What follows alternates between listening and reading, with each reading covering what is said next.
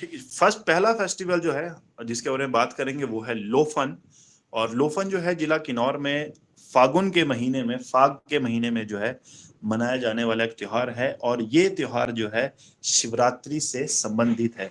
शिवरात्रि जैसे कि आपको पता है कि हिंदुओं का बहुत बड़ा त्योहार है। इस दिन भगवान शंकर की शादी जो है वो माता पार्वती से हुई थी। तो शिवरात्रि का त्योहार जो है हम उसी उपलक्ष्य में जो है वो मनाते हैं। और जिला किन्नौर में शिवरात्रि के त्योहार को जो है लोफन के तौर पे मनाया जाता है। फागुन का महीना जो होता है, जो आपका अंतिम महीना होता है हमारे हिंदू कैलेंडर का, ठीक है, फरवरी के माह में जो है ये त्योहार आता है। अगला त्योहार है हमारा फागुल। और फागुल और ये त्योहार भी जो है जिला किन्नौर में फागुन के महीने में ही मनाया जाता है। फाल्गुन का जो महीना है, ठीक है, उसमें जो जैसे कि नाम है फाल्गुन के मंथ में आने वाला त्योहार है, तो मंथ के नाम पे ही जो है त्योहार का नाम भी जो है फागुल पड़ा है। और इस त्योहार को जो है सुस्कर के नाम से भी जाना जाता है। और ये जो त्योहार है ये माता काली को समर्पित है। और माता काली के साथ साथ जो लोकल ये बिलीव है कि जो कांडा पीक्स हैं, पहाड़ी हैं जिनका नाम है कांडा पीक्स, तो वहां पर जो शक्तियां रहती हैं उनके सम्मान में भी जो है ये मेला त्योहार जो है आयोजित किया जाता है। अगला फेस्टिवल है समर फेस्टिवल, और जो कि एक इंटरनेशनल फेस्टिवल है शिमला का, और जिसे जो है जून के महीने में मनाया जाता है। इसकी डेट जो है ऑलमोस्ट फिक्स है गाइस। 2 से लेके 7 जून को जो है हर साल ये मनाया जाता है। और अंतर्राष्ट्रीय स्तर के मेले हमने अभी तक पढ़े हैं, पर ये इकलौता अंतर्राष्ट्रीय स्तर का त्योहार है जो शिमला में जो है प्रॉपर शिमला टाउन में मनाया जाता है, जिसकी डेट फिक्स है 2 जून से लेके 7 जून तक। 2019 में जो है वाटर क्राइसिस की वजह से जो है इस इंटरनेशनल फेस्टिवल को जो है वो नहीं मनाया गया था। और आप जैसे आपको पता होगा कि 2019 में इतने वाटर क्राइसिस शिमला में आए थे कि वो न्यूज जो है वो एक इंटरनेशनल न्यूज भी बन गई थी। इवन की बीबीसी वर्ल्ड ने भी जो है उस न्यूज को कवर किया था। तो इसलिए भी बहुत ज्यादा इंपॉर्टेंट जो है ये त्योहार जो है हमारा हो जाता है। अगला त्योहार है विंटर कार्निवल, जो कि मनाली में जनवरी 2 से लेके 6 जनवरी के मध्य जो है मनाया जाता है। और बड़ी धूमधाम से जो है मनाली में इसको मनाया जाता है। बेसिकली ये त्योहार जो है वो टूरिस्ट को अट्रैक्ट करने के लिए ही जो है मनाया जाता है। परंतु इस बार जो है इसकी डेट चेंज कर दी गई थी। नॉर्मली ये 2 से 6 जनवरी के बीच ही मनाया जाता है, परंतु इस साल जो था टूरिस्ट, क्योंकि इस बार बर्फ जो है थोड़ी लेट पड़ी थी, स्नोफॉल थोड़ा लेट हुआ था, तो जिस वजह से टूरिस्ट जो है वो ज्यादा तादाद पे जो है मनाली पहुंच रहे थे। तो इस वजह से डिस्ट्रिक्ट एडमिनिस्ट्रेशन ने जो है ये फैसला लिया था कि इसको 2 से 6 जनवरी के बीच जो है वो नहीं मनाया जाएगा। ठीक है। और बड़ा कंट्रोवर्शियल भी रहा था इस बार का विंटर कार्निवल, क्योंकि इस त्योहार के दौरान जो है नाइट प्रोग्राम्स ही आयोजित किए जाते हैं। मतलब ये विंटर कार्निवल जो है एक किस्म के मेले की तरह जो है मनाली में आयोजित किया जाता है। तो इस दौरान जो है एक युवक की जो है वो डेथ भी होगी थी, उसका मर्डर भी कर हो गया था। ठीक है। तो इस तरह की चीजें जो है जो कंट्रोवर्शियल चीजें हैं जब होती हैं तो एग्जाम पॉइंट ऑफ व्यू से चीजें इंपॉर्टेंट हो जाती हैं। तो विंटर कार्निवल जो हम मनाली में जो है वो मनाते हैं 2 से 6 जनवरी के मध्य हर साल। ये डेट फिक्स है, बट डिस्ट्रिक्ट एडमिनिस्ट्रेशन जो है अपने हिसाब से, लॉ एंड ऑर्डर के हिसाब से, फ्लेक्सिबिलिटी के हिसाब से जो है आगे पीछे भी जो है इसको कर सकता है। क्योंकि ये इंटरनेशनल फेस्टिवल और कार्निवल तो किसी त्योहार से रिलेटेड तो नहीं है। जैसे कि हमारे कोई और मेले हैं या त्योहार हैं जो पर्टिकुलर डेट में ही आयोजित किए जाते हैं, मनाए जाते हैं, ठीक है, आगे पीछे वो नहीं मना सकते, तो इनमें नहीं है। क्योंकि ये बेसिकली जो है खुद ही डेट डिसाइड की गई है इनकी। शिमला में इसलिए डिसाइड की है क्योंकि शिमला में जो है समर में अच्छा फ्लो होता है टूरिस्ट का, तो उनको अट्रैक्ट करने के लिए भी जो है ये फेस्टिवल आयोजित किया जाता है। और वहीं मनाली की बात करें तो वहां पर जो है ऐसे ही विंटर कार्निवल को आयोजित किया जाता है, क्योंकि वहां पर स्नोफॉल होता ही है। शिमला में स्नोफॉल थोड़ा कम होता है, तो मनाली में जो है सर्दियों में लोग आते ही हैं घूमने। ठीक है। तो मिस मनाली भी होता है, तो काफी सारे इवेंट जो है टूरिस्ट को अट्रैक्ट करने के और लोकल जो आपकी इकोनॉमी है उसको सपोर्ट करने के लिए जो है ये चीजें जो है ऑर्गेनाइज की जाती हैं। अगला जो फेस्टिवल है वो है हमारा बूढ़ी दिवाली। और बूढ़ी दिवाली जो है निरमंड कुल्लू के साथ साथ सिरमौर और शिमला के कुछ क्षेत्रों में भी जो है वो आयोजित की जाती है, मनाई जाती है। बेसिकली बहुत इंपॉर्टेंट त्योहार है ये सिरमौर और शिमला के कुछ क्षेत्रों का, और ये त्योहार जो है दिवाली के 1 महीने के बाद जो है वो आयोजित किया जाता है। इसकी अलग-अलग मान्यताएँ हैं, जैसे कि हमारा कार्तिक माह में जो है दिवाली का त्योहार आता है, तो इसकी मान्यता भी अलग-अलग है। दिवाली को हम इसलिए मनाते हैं क्योंकि इस दिन भगवान राम जो है वो 14 वर्ष का वनवास काटकर अयोध्या जो है वापिस लौटे थे। तो उस समय जो थी अमावस्या थी, और लोगों ने उनके स्वागत में घी के दिए जलाए थे, क्योंकि अमावस्या वाले दिन जो है चाँद नहीं आता है, तो लोगों ने ये कहा कि 14 वर्षों के बाद अयोध्या का अंधकार जो है वो मिटा है, तो अयोध्या अंधकार में कैसे रह सकती है। तो इसलिए उन्होंने घी के दिए जलाए थे, और उसी पर्व को जो है हम दिवाली के त्योहार के रूप में मनाते हैं। अब ये बात जो है सिरमौर के और शिमला के क्षेत्रों में जो है लगभग ये माना जाता है कि 1 महीने के बाद पता चली। तो जब उनको लोगों को पता चला कि इस तरह से जो है भगवान राम वापिस आए हैं, तो जब 1 महीने बाद फिर से अमावस्या आई है, तो आपको सबको पता ही होगा कि 1 मंथ बाद जो है पूर्णमासी भी आती है और 1 मंथ बाद जो अमावस्या भी आती है। तो जब अगले 1 मंथ बाद जो अमावस्या आई, ठीक है, जो हमारा मार्गशीर्ष जो मंथ होता है, जिसे अगाहन भी कहा जाता है, ठीक है, कार्तिक के बाद जो मार्गशीर्ष मंथ आता है, तो उसमें जब अमावस्या आई, तब जो है सिरमौर और शिमला के लोगों ने जो है घी के दिए जला के जो है दिवाली मनाई। तो इसलिए इस पर्व को जो है बूढ़ी दिवाली के तौर पे मनाया जाता है। वहीं बात करें निरमंड की, कुल्लू में, क्योंकि कुल्लू में हर जगह इसको नहीं मनाया जाता, सिर्फ निरमंड के एरियाज में ही बूढ़ी दिवाली को मनाया जाता है। बोलते हैं कि पुराने समय में जो है, जो खस समुदाय के लोग थे, उन्होंने कोल्स पर विजय प्राप्त की थी। कोल्स, जिन्हें नागाज भी कहते हैं, ये दोनों जनजातियां हुआ करती थी पुराने समय में हिमाचल की। तो खसों ने जो है कोल्स को हराया था, तो उस जीत की खुशी में जो है बूढ़ी दिवाली को निरमंड में मनाया जाता है। और एक और बिलीव ये भी कहता है कि निरमंड में जो है एक बार 2 असुरों का जो है बड़ा आतंक था। 2 राक्षस थे जो सांप के तौर पर जो है निरमंड में रहते थे, तो उन लोगों का वध भी किया गया था। 2 राक्षस थे, दानव और असुर, जो सांप के फॉर्म में जो है यहाँ रहते थे निरमंड में, तो उनका वध किया गया था। तो उस उनके वध की खुशी में भी जो है इस त्योहार को मनाया जाता है। पर एग्जाम में जब भी आपको बूढ़ी दिवाली का त्योहार आएगा, तो आपने आंसर जो है निरमंड ही टिक करना है, क्योंकि निरमंड जो है वो खस और कोल्स की विजय के तौर पे इसको मनाया जाता है। ठीक है। और हिमाचल में हर जगह बूढ़ी दिवाली का ट्रेंड नहीं है, सिर्फ 3 जगहों पे, निरमंड, सिरमौर और शिमला के क्षेत्रों में। शिमला में भी ठियोग हो गया, चौपाल हो गया, इन क्षेत्रों में बूढ़ी दिवाली का क्रेज थोड़ा सा ज्यादा है। अगली बात करेंगे किन्नौर की, और वो है किन्नौर का एक बड़ा इंपॉर्टेंट फेस्टिवल है, वो है तोशीम। तोशीम जो है यूथ फेस्टिवल है किन्नौर का, और इसकी कोई स्पेसिफिक डेट नहीं है। नॉर्मल जो है ये त्योहार जो है किन्नौर जो यूथ एसोसिएशन के लोग हैं वही मनाते हैं। और इसको मेन जो इस फेस्टिवल की थीम है वो ये है कि जो लोग बाहर पढ़ते हैं, जो यूथ है, उसका आपस में जो है प्रॉपर कोऑर्डिनेशन हो। बेसिकली ये जो है शिमला यूनिवर्सिटी में, एचपीयू में भी मनाया जाता है, पंजाब यूनिवर्सिटी में भी मनाया जाता है। ठीक है, तो अलग अलग इनकी एसोसिएशन बनी होती हैं किन्नौर के स्टूडेंट्स की। ठीक है, तो वो लोग जो है फिर इसको जो है वो मनाते हैं। इसकी डेट कोई फिक्स नहीं होती है, कभी भी जो है गैदरिंग कर सकते हैं। नॉर्मली इस त्योहार को जो है जब जो स्टूडेंट्स के फेयरवेल के तौर पे, या फिर जब नया सेशन जो है स्टार्ट हो रहा हो एडमिशंस के बाद, ठीक है, तो तब मनाया जाता है। मेन इसका जो इंपॉर्टेंस है, जिसका जो पर्पस है, वो यही है कि यूथ के बीच में जो है, किन्नौरी यूथ के बीच में जो है आपस में कोऑर्डिनेशन हो। तो तोशीम बहुत इंपॉर्टेंट फेस्टिवल है, बहुत बार एग्जाम में पूछा भी गया है। ठीक है, और इसको जो है मेल यूथ फेस्टिवल के तौर पे भी मनाया जाता है। पहले इसको पुराने उसके समय में इसको जो है युवाओं के, मेल्स के जो है यूथ फेस्टिवल के तौर पे मनाया जाता था, परंतु अब जो है इसमें मेल फीमेल जो लड़का लड़की जो दोनों पार्टिसिपेट करते हैं, तो अब इसे एक यूथ फेस्टिवल का जो स्टेटस जो है वो दे दिया गया है। अगला त्योहार है लोहड़ी का। और लोहड़ी आपको पता ही है, लोहड़ी बहुत बड़ा त्योहार है हिंदू समुदाय का, और नॉर्थ इंडिया में खासकर लोहड़ी का तो बहुत ही ज्यादा महत्व है।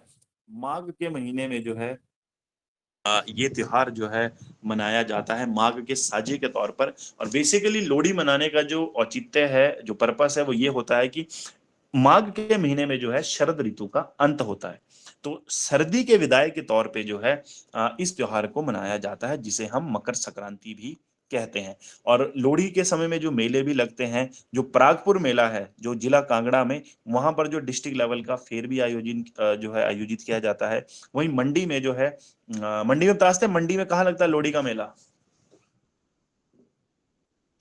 मंडी में लोहड़ी का मेला कहाँ लगता है?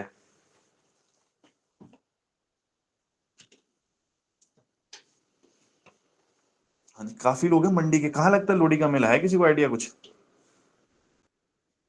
मंडी में लोहड़ी का मेला लगता है तत्ता पानी में।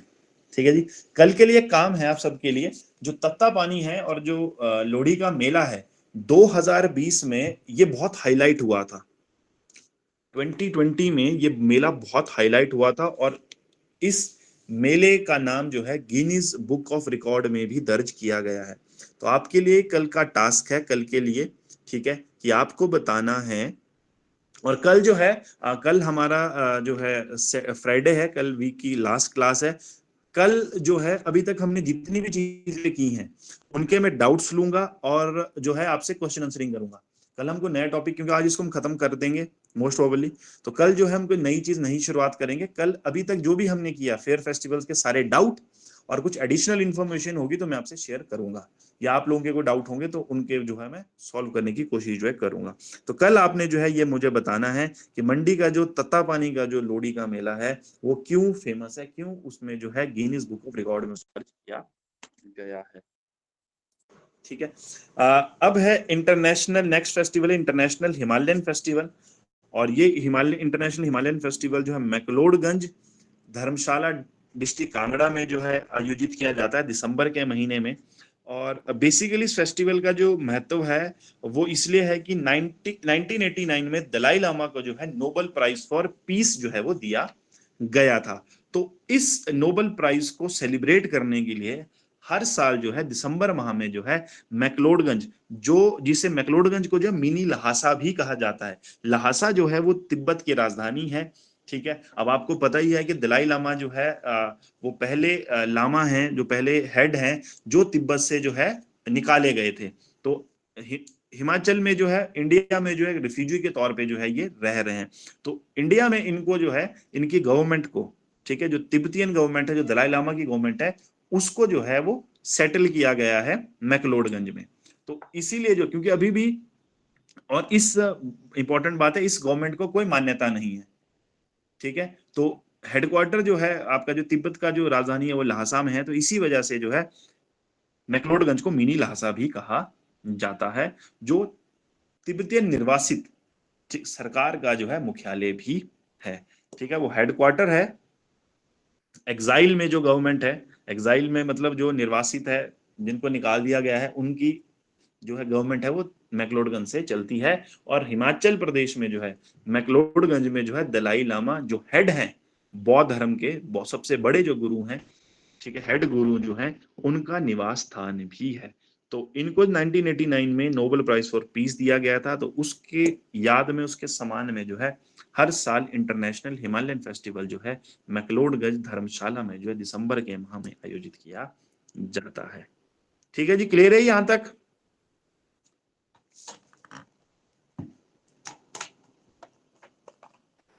Yes sir.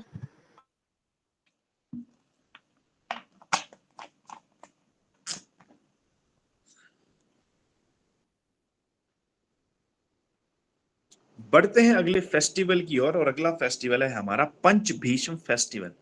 पंचभीष्म फेस्टिवल है जिसे हम पंचभीखमी पुन्या के तौर पे भी मनाते हैं। ये जो त्योहार है ये कांगड़ा में मनाया जाता है कार्तिक माह में।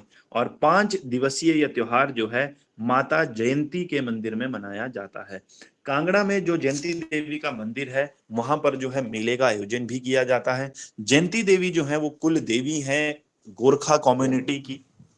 और इस त्योहार को जो है कांगड़ा के अलावा मंडी, हमीरपुर, बिलासपुर के आदि स्थानों पे भी जो है मनाया जाता है।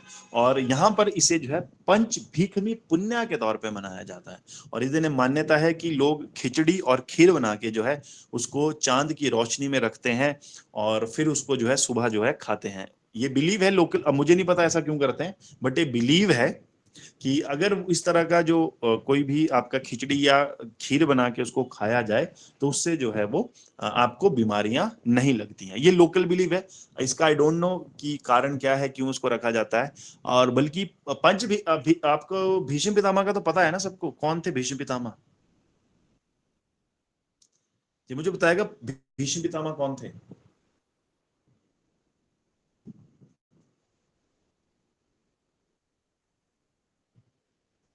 किसी को नहीं पता भीष्म पितामह कौन थे?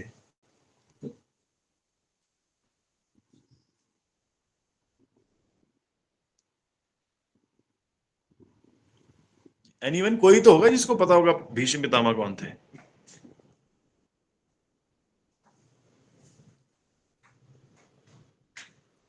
पता कि नहीं, हाना तो कर दो। Hello sir. जी। सर भीष्म पितामह महाराजा शांतनु और गंगा जी के पुत्र थे। वो और पिता उनका का नाम, जिनका नाम भीष्म क्यों पड़ा? सर इनका मूल नाम देवव्रत। अब बेसिक नाम तो, मेन नाम तो इनका देवव्रत था ना, but why he called as Bhishma Pitamah? Pitamah तो ठीक है, पितामह तो मतलब सर दादा को भीष्म बोलते हैं। प्रतिज्ञा ली सर थी। इन्होंने भीष्म प्रतिज्ञा ली थी कि ये कभी शादी नहीं करेंगे और कोई इनकी कोई संतान नहीं होगी। नहीं तो वो तो चलो, तो वो तो दुनिया, रामदेव ने भी तो लिया ऐसी तपस्या, रामदेव तो कुंवारे ही हैं, नरेंद्र मोदी भी तो ऐसी हैं, उनका नाम क्यों नहीं भीष्म पड़ा? कितने लोग संन्यास ले लेते हैं, सबका नाम भीष्म तो नहीं पड़ा ना। सर इन्होंने एक भीष्म प्रतिज्ञा ली थी कि मैं कभी भी हस्तिनापुर का जो सिंहासन फिर भीष्म पितामह का असली नाम जो था वो देवव्रत था, और गंगा और शांतनु के ये पुत्र थे। गंगा की शादी जो थी वो शांतनु से हुई थी, और गंगा ने शादी के समय जो है एक वरदान मांगा था, मतलब एक इच्छा जाहिर की थी कि शांतनु जो है, गंगा एक ही शर्त पे शादी करेगी शांतनु से, कि शांतनु जिंदगी भर उससे कोई सवाल ना पूछे, उसको कोई रोक टोक ना करे। ठीक है, और इस बात पे जो शांतनु एग्री हो गए थे, तो इसी वजह से गंगा ने जो है शांतनु महाराज से शादी की थी। ठीक है, भीष्म पितामह से पहले, देवव्रत से पहले गंगा और शांतनु के कई पुत्र हुए, और उन सबको जो है उन्होंने जल प्रवाह कर दिया गंगा ने, क्योंकि गंगा को दिया गया था श्राप। और जब भीष्म पितामह हुए, देवव्रत हुए, तो शांतनु को डर सताने लगा कि उनका कुल वंश आगे कैसे बढ़ेगा। तो इसी वजह से उन्होंने एक दिन गंगा से प्रश्न कर लिया कि तुम अपने पुत्रों का बलिदान क्यों दे रहे हो? और ये सुन के जो है गंगा जो है हमेशा के लिए शांतनु को छोड़ के चली गई, क्योंकि उन्होंने उनसे वचन लिया था कि जिंदगी भर जो है वो तब तक उनके साथ रहेंगी जब तक वो सवाल जवाब कुछ वो ना करे। और गंगा चली गई। जब गंगा चली गई तो राजा शांतनु का जो है रिश्ता जो है एक मछुआरन के साथ जो है वो हो गया। और कुछ समय बाद जो है जब देवव्रत बड़े हुए तो गंगा ने जो है देवव्रत को जो है वापस लौटा दिया शांतनु को। और ऑब्वियस सी बात है, शांतनु ने कहा कि मैं बूढ़ा हो चुका हूँ, बुजुर्ग हो चुका हूँ, तो तुम जो है सारा राजपाट संभाल लो। ये बात जो है वो मछुआरन जो थी उसको अच्छी नहीं लगी, और वो जो है शांतनु से अच्छा बिहेव करना उसने छोड़ दिया, जिस वजह से शांतनु जो बड़े परेशान रहते थे। अब जब ये बात भीष्म पितामह देवव्रत को पता चली, तो उन्होंने अपने पिता से पूछा कि आपका परेशानी का कारण क्या है। तो फिर राजा ने जो है शांतनु ने पूरी बात बताई। तो फिर जो है देवव्रत जो थे भीष्म पितामह, उन्होंने अपनी जो दूसरी माँ थी, जो आपकी मछुआरन थी, उनको कहा कि वो जो है राजा नहीं बनेंगे, वो उनके बेटों को ही राजा बनाएंगे। परंतु मछुआरन फिर भी नहीं मानी। ठीक है, उन्होंने कहा कि आप नहीं बनेंगे तो आपका बेटा बन जाएगा, कभी ना कभी तो जो है मेरे बच्चों को जो है वो जो है हमारा बलिदान जो है निश्चित है। तो इसी वजह से जो है बाद में जब वो नहीं मानी, तो भीष्म पितामह ने जो है अपनी माता गंगा को साक्षी मानकर ये वचन दिया था कि आजीवन वो ब्रह्मचर्य का पालन करेंगे, वो शादी नहीं करेंगे, और जब तक जो है वो हस्तिनापुर को सुरक्षित हाथों में ना सौंप दें, तब तक जो है वो अपने प्राण भी नहीं त्यागेंगे। और इसी प्रतिज्ञा की वजह से जो है उनके पिता ने उनको वरदान दिया, उनको नाम दिया भीष्म, क्योंकि भीष्म होते कठोर कठोर का मतलब होता है, भीष्म का मतलब कठोर। और यही वरदान भी दिया कि उनको जो है मृत्यु उनके इच्छा के अनुसार ही आएगी।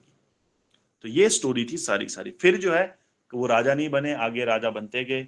और जब पांडवों के उसमें, जब अर्जुन ने उनको तीर मारे, जब वो बाणों की शैया पे लेटे थे, तो जब युद्ध खत्म हो गया, तो भगवान कृष्ण के बोलने पे जो है पांचों पांडव जो है देवव्रत के पास आए, भीष्म पितामह के पास आए, और उन्होंने उनको जो है थैंक यू बोला कि आपने जो है हमारी, आपकी वजह से जो हम जीते हैं। तो तब जो है 5 दिनों तक जो है वो वैसे ही पड़े रहे, और उन्होंने जो है उपदेश दिया। भीष्म पितामह ने जो है धृतरा जो युधिष्ठिर थे उनको जो है पाठ बताया कि सत्य क्या होता है, ज्ञान क्या है, जिंदगी क्या है। तो ये सारा पाठ उनको पढ़ाया 5 दिनों तक। और इसी के बाद जो है भगवान कृष्ण ने उन्होंने कहा कि जो 5 दिन जो थे, जिस 5 दिनों में आपने जो है युधिष्ठिर को इतना ज्ञान दिया, आने वाले समय में कलयुग में इसे जो है आपके नाम से मनाया जाएगा। ये 5 दिन आपको समर्पित रहेंगे और लोग इसे जो है पंच भीखमी पुण्य के तौर पे जो है मनाना शुरू करेंगे। तो यहाँ से ये है पंच भीखमी पुण्य का महत्व। और इस दिन एक और चीज है कि इस दिन जो है पंच भीखमी पुण्य वाले दिन जो है माता तुलसी और शालिग्राम भगवान की शादी भी जो है वो हुई थी। तो ये सारी चीजें जो है इस फेस्टिवल से रिलेटेड है। कार्तिक माह में जो है ये त्योहार आता है और एक बहुत बड़ा त्योहार है ये लोअर हिमाचल का। ठीक है जी, क्लियर है पंच भीखमी पुण्य क्यों मनाते हैं, क्या कारण है?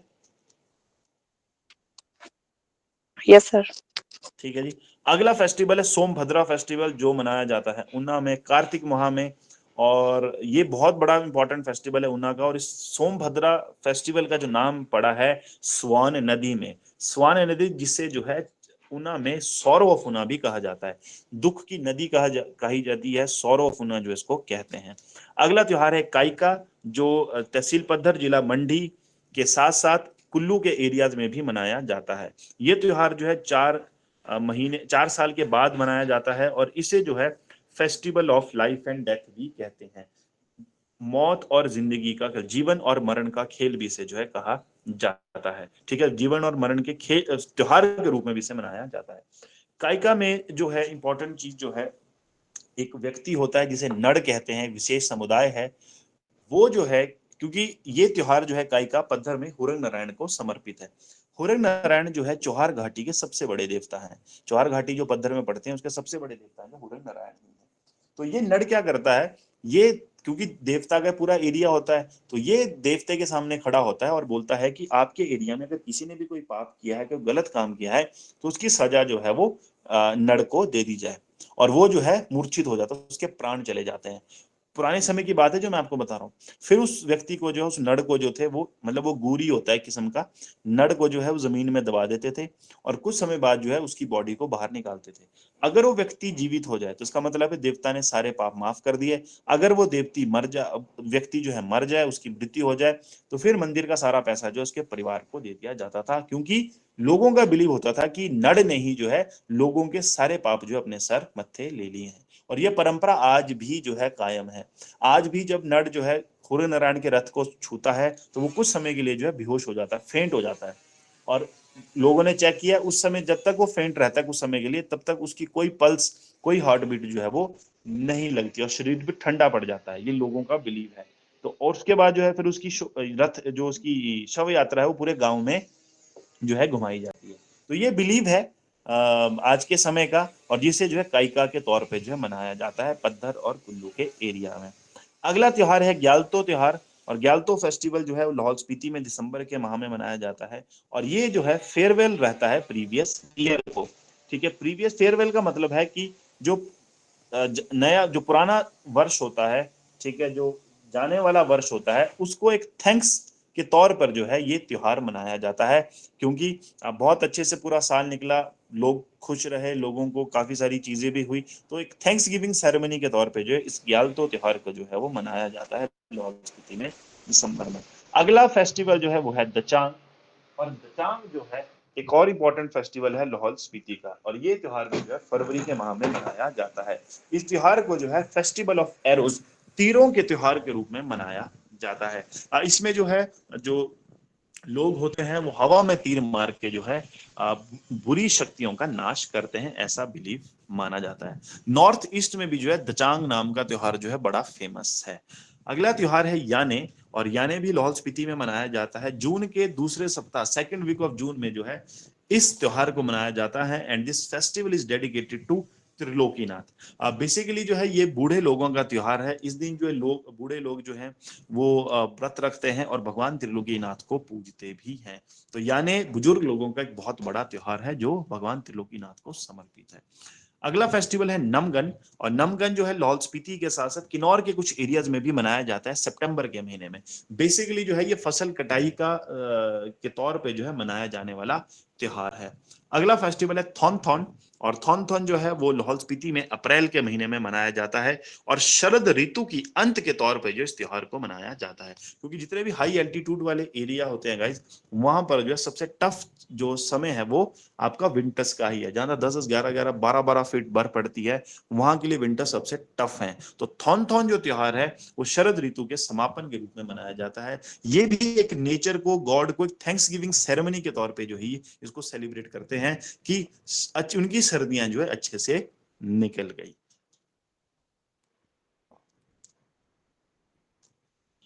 अगला फेस्टिवल है भोजरी, जो कि चंबा में श्रावण मास में मनाया जाता है, और ये बहुत इंपॉर्टेंट फेस्टिवल है स्पेशली फॉर वुमेन्स, और ये त्योहार जो है मिंजर त्योहार के बाद जो है मनाया जाता है। जो मिंजर हमारा इंटरनेशनल फेयर है, उस इंटरनेशनल मिंजर फेयर के बाद जो है इस भोजरी को जो है चंबा में औरतें मनाती हैं। और अगला त्योहार है शौतौन, और शौतौन जो है मैक्लोडगंज में मनाया जाता है। इसका कोई डेट और टाइम नहीं है फिक्स, और बेसिकली जो है it's a kind of opera festival जो है एक तरह का त्योहार होता है जिसमें जो है एक व्यक्ति परफॉर्म करता है। ओपरा एक किस्म का जो है ब्रिटिशर डांस फॉर्म है, जिसमें जो है एक व्यक्ति परफॉर्म करता है, ये वो गाने गाता है या डांस करता है, तो बाकी जो उसके जो टीममेट्स हैं वो उसको फॉलो करते हैं, तो उसको ओपरा कहा जाता है।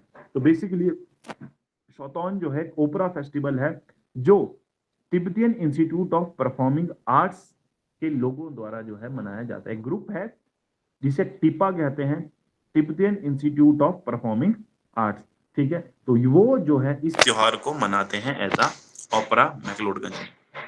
अगला फेस्टिवल है घाटल फेस्टिवल, जो कि जून के माह में लाहौल स्पीति में मनाया जाता है, और ये जो त्योहार है गुरु घंटाल मोनेस्ट्री में मनाया जाता है, ठीक है। गुरु घंटाल मोनेस्ट्री जो है बहुत बड़ा मठ है, और यहाँ पर जो बोलते हैं जो 84 सिद्ध रहे हैं, बौद्ध धर्म में भी 84 सिद्ध लोगों का वर्णन है, तो उनमें से एक सिद्ध जो है यहाँ पर उन्होंने तपस्या की थी, तब जो है वहां पर पद्म संभव ने गुरु घंटाल मोनेस्ट्री जो है वो बनाई है। तो वहां पर जो है जून के माह में घंटल फेस्टिवल आयोजित किया जाता है। अगला फेस्टिवल है चक्कर फेस्टिवल, जो लाहौल स्पीति में सितंबर और अक्टूबर के महीने में जो है हर 3 साल बाद मनाया जाता है, ठीक है। ये बहुत महत्वपूर्ण फेस्टिवल है चक्कर फेस्टिवल, ठीक है, बौद्ध धर्म से रिलेटेड। ठीक है गाइस, तो ये थे हमारे कुछ इंपॉर्टेंट फेयर्स एंड फेस्टिवल्स।